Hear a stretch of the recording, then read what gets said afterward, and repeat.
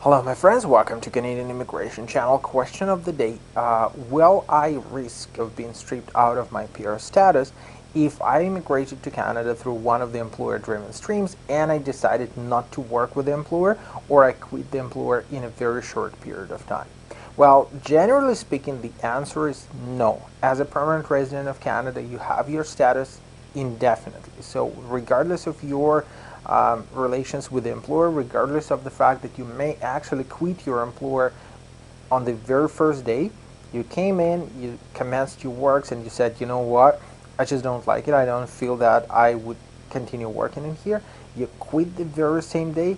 Nobody would do anything with your PR status. Unfortunately, I heard stories where people are trying to use and abuse applicants who do not know what to do in these circumstances, where employers were saying that we would dial immigration authorities and we would tell them that you decided to quit, so you're supposed to stay with us for a year, for 2 years. No, you do not have to.